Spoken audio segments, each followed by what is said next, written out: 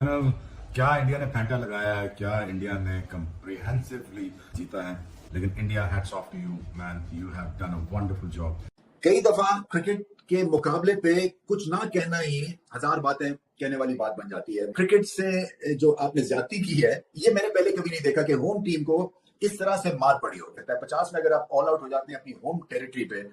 Generally high scoring ground नहीं समझा जाता दुबई को। 144 के around is the average that we are looking at. India ऐसी पोजीशन में है कि उनको टेंशन नहीं है, टॉस जीते टॉस हारे, उनकी टीम कंप्लीट है। यूएई ऐसा है, उनको अपनी स्ट्रेंथ देखनी चाहिए। की बात है कि ये यूएई की जो टीम है ना, इसने अभी पाकिस्तान को भी खेला और अफगानिस्तान को भी खेला।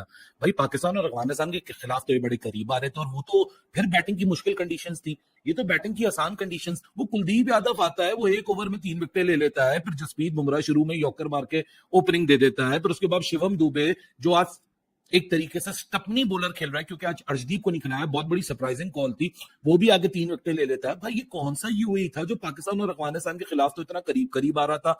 57 पे पूरी टीम लटक गई है, और ऐसा भी नहीं है कि इनका आगाज अच्छा नहीं था, आगाज ठीक ही इनको मिल गया था, लेकिन उसके बाद तू चल और मैं आया वाली कहानी होती रही है। 26 पे पहला, 29 पे दूसरा, 47 पे टेक्निकली 47 पे ये 2 आउट थे, 47 पे 2 आउट और 57 पे सारी टीम आउट। तो यूएई वाले जनाब को इनको कोई अच्छा सा कोई खिलाएं पिलाएं, कोई बताएं, कोई सिखाएं, ये बिल्कुल फारग हो गए। 47 पे 2 से 57 पे 10।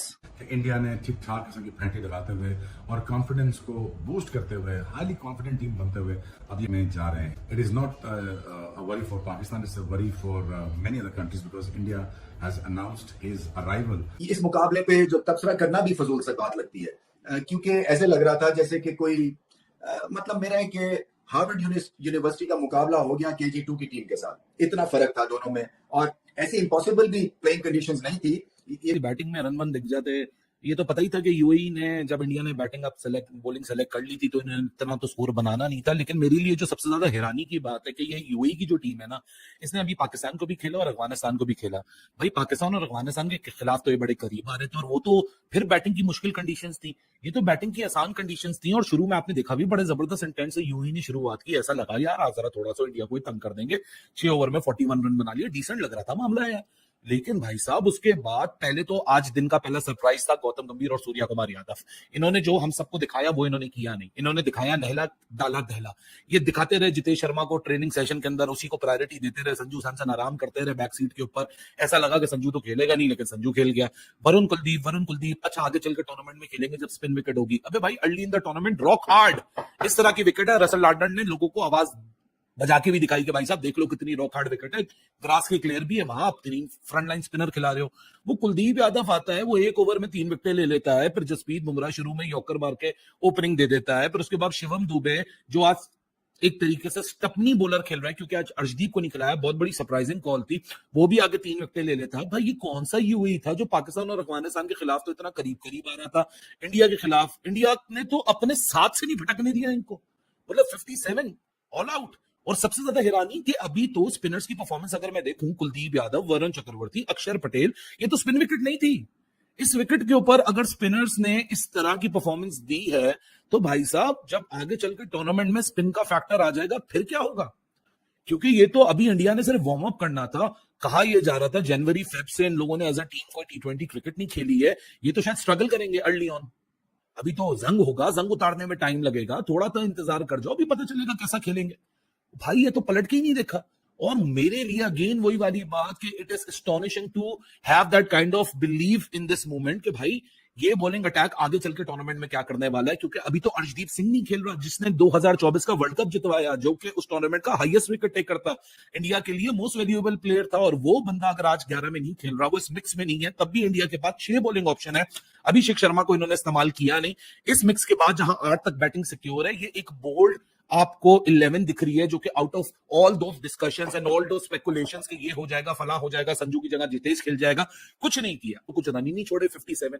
मतलब hats off to this team. और सबसे बड़ा फैक्टर जो फिटनेस का लेवल है ना, वो बड़ा एक्सेप्शनल नजर आ रहा है। 13-14 ओवर जो इंडिया ने डाले हैं, 13.1 ओवर में है, ये तो अभी वही वाली बात हुई, शुरू होते ही खत्म हो गया। इस 13.1 ओवर में इंडिया की फिटनेस, बॉडी लैंग्वेज, बॉलिंग की accuracy, the combination that this bowling have, अभी से खतरे की घंटी सारी टीमों के लिए जग चुकी है। कि जो कहा जा रहा है ना कि India is a tournament favourite, वो गलत नहीं है। लोग यहाँ ओवर एग्जैचुरेट नहीं कर रहे, लोग ओवर कैलकुलेट नहीं कर रहे। हार्दिक पांड्या, जसप्रीत बुमराह, अक्षर पटेल, वरुण चक्रवर्ती, कुलदीप यादव, शिवम दुबे उसी यूएई को आसान बैटिंग कंडीशन में 57 पे ऑल आउट कर रहे हैं। वही यूएई जो पाकिस्तान और अफगानिस्तान के सामने कभी 140 बना रही है, कभी 130 बना रही है, कभी 170 बना रही है, कभी 31 रन से हारी है, कभी 4 रन से हार रही है, करीब आ रही है। यही मोहम्मद वसीम, यही यासिर खान अंधाधुंध छक्के लगा रहे हैं। Mohammad Wasim, Yasir Khan among the top hit 6 hitters से अभी जो कंक्लूड हुआ है हमारा ट्राई सीरीज, और यहाँ आके ऐसे ढेर हुए हैं, तो credit lies with India's bowling that they are damn too good.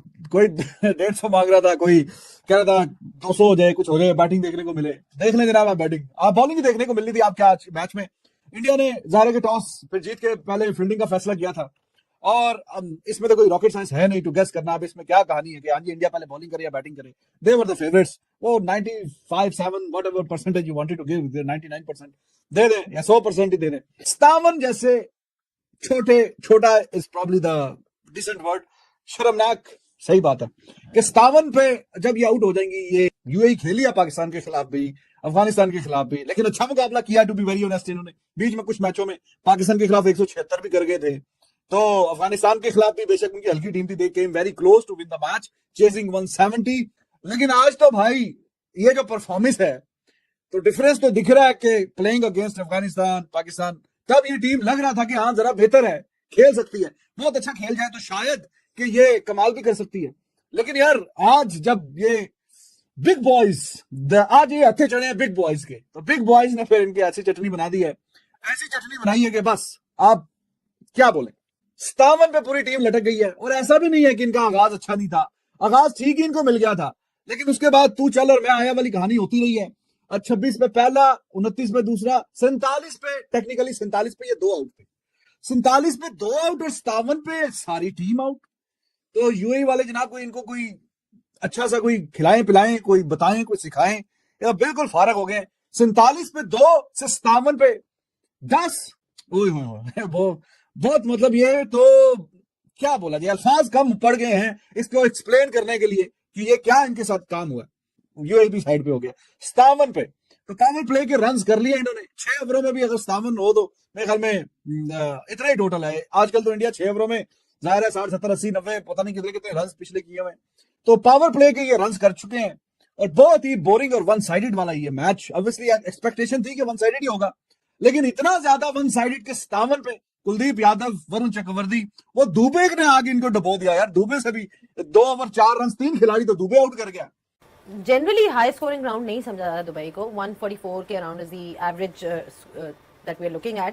India ऐसी पोजीशन में है कि उनको टेंशन नहीं है, टॉस जीते टॉस हारे, उनकी टीम कंप्लीट है। यूएई ऐसा है, उनको अपनी स्ट्रेंथ्स देखनी चाहिए, तो वो उनको ये देखना चाहिए कि उनकी बैटिंग बेहतर है या बॉलिंग बेहतर है, तो जो बेहतर है उस पर ज्यादा लोड डालें, तो सेकंड वो वाली चूज करें। India I don't think they would really be thinking कि क्या करना चाहिए क्या हो, बट उनकी जो बैटिंग है उसमें डेप्थ बहुत है। Abhishek Sharma 16 matches 535 runs, average 33.43 का, स्ट्राइक रेट 193.84 का। क्यों है? ऐसा नहीं है कि हमारे प्लेयर्स नहीं खेल सकते, हमारे भी खेल सकते हैं। जो हम टैलेंट की बात करते हैं, टैलेंट जरूर है। अब टैलेंट को कॉन्फिडेंस कैसे दोगे? कॉन्फिडेंस दोगे उसे क्लैरिटी देके। हमारा सिस्टम आपके यंगस्टर का बेस्ट नहीं निकालता। हम स्ट्रगल कर रहे हैं ना अब्दुल रज़ाक और अजहर महमूद के बाद, हमें ऑलराउंडर नहीं मिल रहा है, टैलेंट है हमें। Obviously when you look at their attack, तो जसप्रीत बुमराह, जब हम उनका नाम लेते हैं, he's perhaps being talked about as the best bowler in this generation across all formats. I think उनकी जो सारी इम्पोर्टेंस है, आप देखें टेस्ट क्रिकेट को बहुत इंपॉर्टेंस देते हैं और उसके लिए उसको देखते हैं कि कहाँ कहाँ यूज़ करना है। तो वनडे क्रिकेट है, वो सारी क्रिकेट को देखते हुए यूज़ करते हैं बुमराह को। ये नहीं कि वो हर सीरीज़ खेल रहा है, क्योंकि उनके लिए तो बुमराह जो है वो ऐसा एक कार्ड है कि वो अगर मेन टूर्नामेंट्स में फिर अवेलेबल नहीं होंगे तो इंडिया को बहुत बड़ा झटका लगेगा। तो आप अगर इसका एनालिसिस करेंगे ना, रिकॉर्ड देखेंगे, तो मोस्टली अगर 2 विकेट्स या 3 विकेट्स चली गई पावर प्ले में, तो बहुत कम वो वाली टीमें जीती होंगी जिनके 2 या 3 आउट हो जाते हैं, दूसरी टीम डोमिनेट कर जाती है। And then the last 2 overs, 18वां और 20वां ओवर, बुमराह जैसा बॉलर हो, जैसे मुझे पता है ना, एक भी बाउंड्री नहीं खानी। बुमराह भी ही इज द सेम, नया बॉल करेगा, पुराना बॉल करेगा, आपको एक अश्योरेंस कमांड है, कहीं भी बॉल करा लो, हमें पता है कि यार ये हमारे पास, समझे वो जिस तरह लाइफ इंश्योरेंस है ना, वो है, वो वहाँ पे बॉलिंग कर रहा है तो उसको कोई फर्क नहीं पड़ता। नहीं खेला कुछ भी है, प्रेशर हैंडलिंग,